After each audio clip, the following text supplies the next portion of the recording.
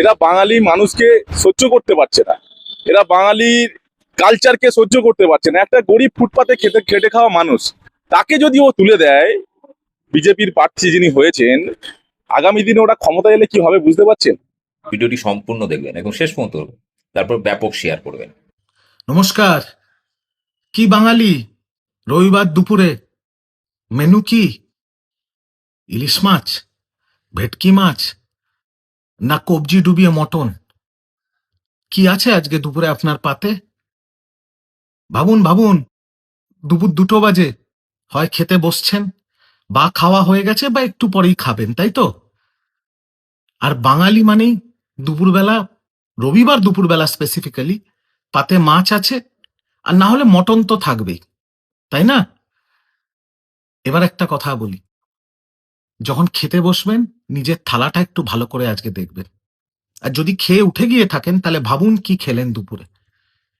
কারণ এবার যদি ভোটে 19-20 কিছু হয়ে যায়, তাহলে আর কিন্তু এগুলো খেতে পাবেন না।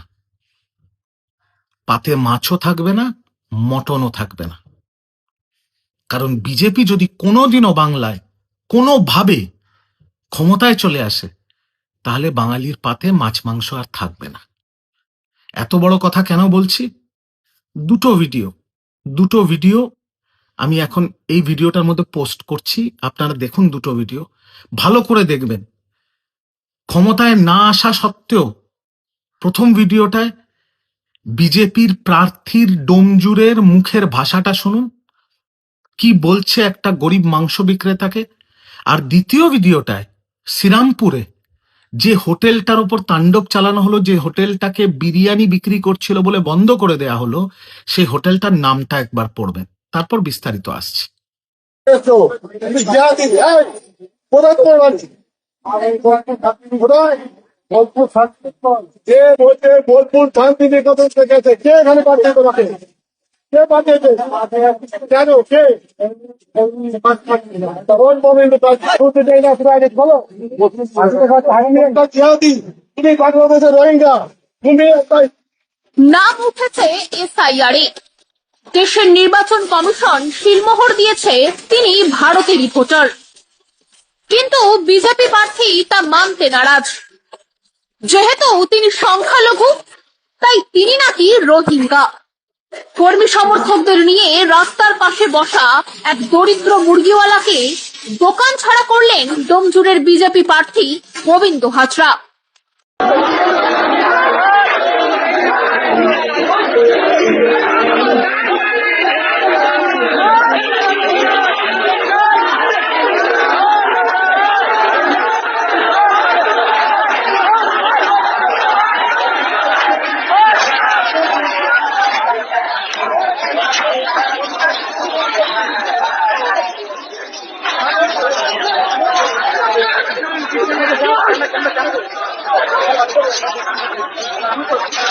দেখলেন তো, ডোমজুরের বিজেপির প্রার্থী একটা গরিব মাংস বিক্রেতাকে বলছে জেহাদি, মাংসের দোকান বন্ধ করে দিচ্ছে।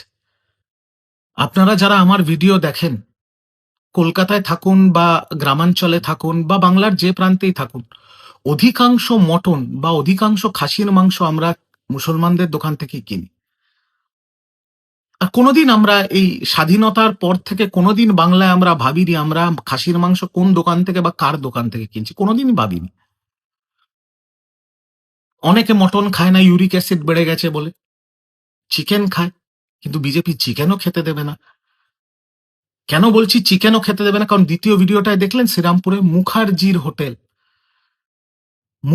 মুখোপাধ্যায় মানে ব্রাহ্মণ, শাণ্ডিল্য গোত্র, তার হোটেল বন্ধ করে দিচ্ছে, ভাঙচুর করছে। কেন জানেন? কারণ সে চিকেন বিরিয়ানি বিক্রি করছিল। তো চিকেনও খেতে দেবে না, মটনও খেতে দেবে না। আর বিজেপির নেতারা তো বারংবার বলে গেছে, আর আপনারাও দেখেছেন দিল্লি বা অন্য প্রান্তে মাছ বিক্রিও এরা করতে দেয় না, মাছ বিক্রিও বন্ধ করে দিয়েছে। দেশের রাজধানীতে কোনো মন্দিরের 100 মিটারের আশেপাশে কোনো বাজার থাকতে পারবে না, সেখানে কোনো মাছ বিক্রি হবে না। তাই বাঙালিকে এইটুকুই বলবো, খেতে বসার সময় নিজের পাতের দিকে তাকান, খাওয়া হয়ে গেলে ভাবুন কি খেলেন। আর খেতে যদি বসবেন, তাহলে বৌদিকে জিজ্ঞেস করুন কি আছে মেনুতে। এগুলো সব বন্ধ হয়ে যাবে।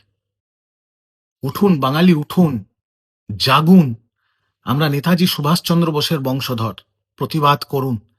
এই লড়াই টিএমসি বিজেপির লড়াই নয়। 34 বছর বাম ছিল, এখন নেই, শূন্য। এখন টিএমসি আছে, হয়তো ভবিষ্যতে কোনোদিন টিএমসি থাকবে না, অন্য কেউ আসবে। এটাই প্রকৃতির নিয়ম। কিন্তু কোনোদিনও যদি বাংলায় বিজেপি ক্ষমতায় আসে, তাহলে বাঙালির পাত থেকে মাছ মাংস সব কেড়ে নেবে। মনে রাখবেন, বাঙালি মানে আমরা মায়ের আরাধনা করি, নারী রূপকে পুজো করি। সেটা দুর্গা হোক, সেটা কালী হোক, সেটা মা মনসা, মা শীতলা, লক্ষ্মী পুজো, সরস্বতী পুজো, নারী রূপকে আমরা পুজো করি।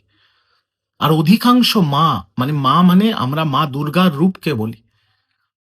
আমাদের যে 51টা পীঠস্থান আছে বাংলায়, সব পীঠস্থানে, সব জায়গায় যেখানে মা পূজিত হয়, সেখানে তার পাতে কিন্তু মাছ মাংস দুটোই থাকে। এরা আমার মায়ের পাত থেকে মাছ মাংস কেড়ে নেবে, বাঙালির পাত থেকে মাছ মাংস কেড়ে নেবে। এই লড়াইটা টিএমসি বিজেপির লড়াই নয়।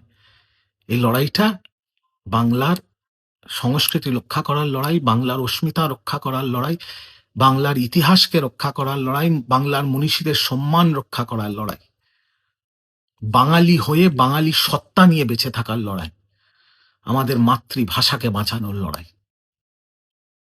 তাই উঠুন বাঙালি, উঠুন, জাগুন, প্রতিবাদ করুন।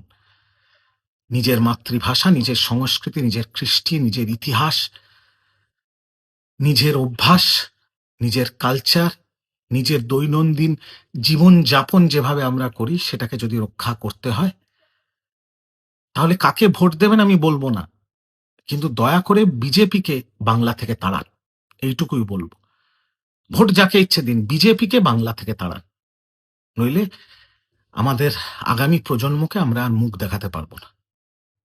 এইটুকুই বলার ছিল, বাকি বিচার আপনাদের হাতে ছেড়ে দিলাম। ভালো থাকবেন, সুস্থ থাকবেন। জয় বাংলা।